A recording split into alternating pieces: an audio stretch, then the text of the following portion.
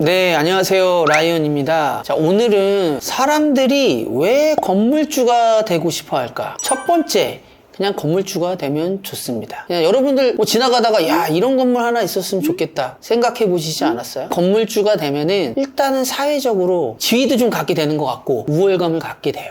그래서 건물주가 되고 싶은 거는 인간의 욕망이다, 이런 말도 있죠. 건물주, 조물주 위에 건물주다. 그냥 우리 모두의 마음속에서는 건물주가 되고 싶다는 생각이 있는 거죠. 두 번째, 사실 이게 진짜 중요하거든요. 월요병 이런 게 있잖아요. 사실 일하기 좋아하는 사람 거의 다 없단 말이에요. 사실 일하기를 싫어한다기보다는 내가 일하고 싶은 시간에 나가서 일하고 언제든지 자유롭게 내가 좋아하는 일을 선택할 수 있어야 되는데, 그러려면 뭐가 필요해요? 돈이 필요하죠. 안정적인 현금 흐름이 들어온다. 이것 때문에 우리가 결국은 건물주가 되기를 원하는 거죠. 내가 육체적인 노동을 하지 않아도 돈이 들어온다. 불로소득이라고 하죠. 결국은 이런 이유 때문에 우리는 좀 건물주가 되기를 원합니다. 그리고 세 번째, 이거 굉장히 중요한데요. 건물값이 오른다라는 거예요. 자, 우리 건물을 사놓으면 특별한 행위를 하지 않아도 시간이 지나면 건물값이 오릅니다. 통계에 보면은 서울시 건물은 10년 동안 무려 92%나 올랐어요.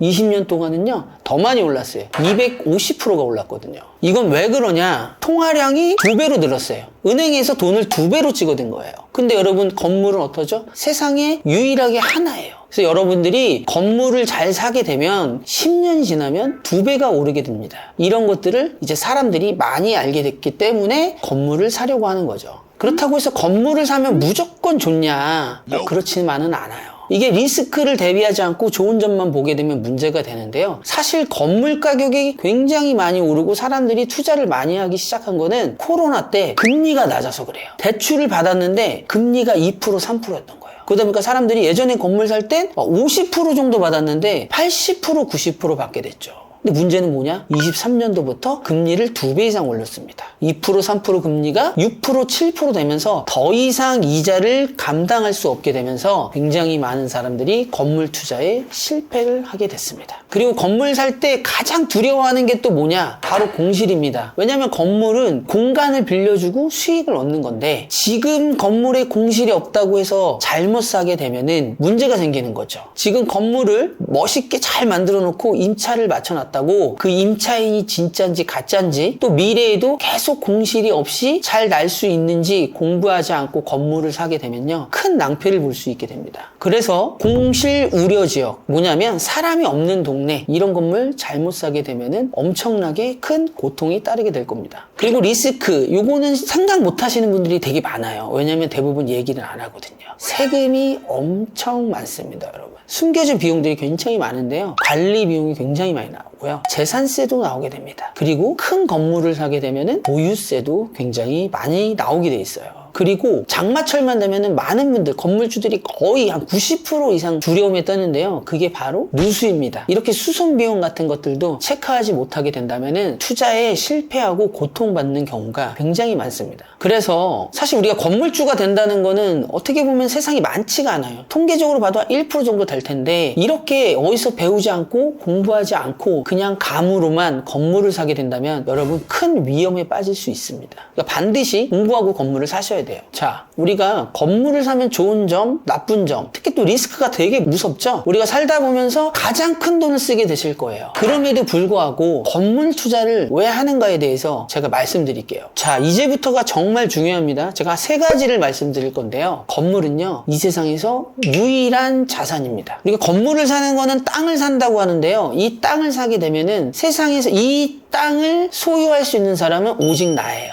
우리는 이거를 개별성이라고 얘기합니다. 비슷하게 보여도 완벽하게 똑같은 땅은 이 세상에 존재하지 않아요. 우리가 비트코인 같은 거나 금이 왜 자산이 계속 오르는지 아세요? 결국은 한정적인 자산이기 때문입니다. 좀 더 구체적인 예를 들어볼게요. 혹시 서초동에 컨테이너 노인이라고 아세요? 서초동에 완전 노른자 똥을 가지고 계세요, 이분이. 그리고 컨테이너에서 생활을 하는데 모 대기업이 이 땅을 엄청나게 사고 싶어 했죠. 결국 어떻게 된 줄 아세요? 할아버지가 돌아가시게 됐습니다. 그리고 이 땅은 아직까지 팔리지 않고 미스테리한 건물로 남았어요.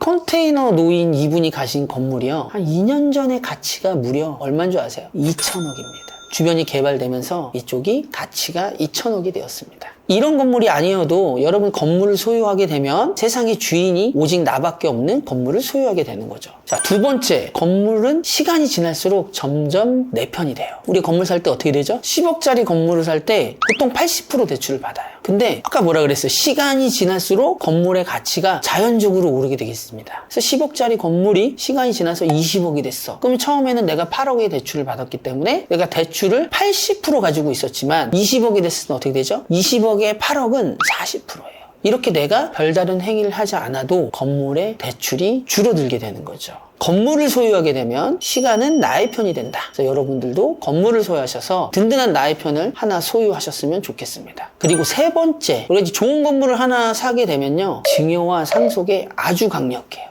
가족의 생계와 대를 잇는 아주 커다란 자산이 되는 거죠. 이게 무슨 말이냐면 사업을 엄청 내가 목숨을 걸고 키웠어. 근데 내가 이 자식한테 주면 어떻게 되죠? 뭐 대기업만 봐도 2세, 3세들이 말아먹는 경우가 엄청 많아요. 그렇게 부모만큼 절실하지도 않고 또 각자 꿈과 가치관이 다르기 때문이죠. 근데 여러분 좋은 건물을 하나 사두면 어떡하죠? 그렇게 어렵지 않아요. 자기의 꿈과 가치관을 지키면서도 건물을 승계받아서 안정적인 삶을 누릴 수가 있게 되는 거죠.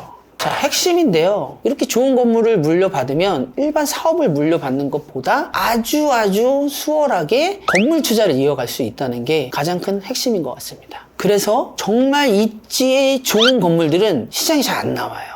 계속 자식한테 대대로 물려줄 건물이기 때문입니다. 자, 모든 투자에는 분명 리스크가 존재합니다. 건물 투자도 마찬가지죠. 하지만 제대로 공부하고 접근하면 시간을 내 편으로 만드는 자산 증식의 가장 완벽한 투자라고 생각합니다. 여러분은 어떤 이유로 건물주가 되고 싶으세요? 저를 팔로우하시고 계속 저와 함께 좋은 정보 받아가시길 바랍니다. 감사합니다.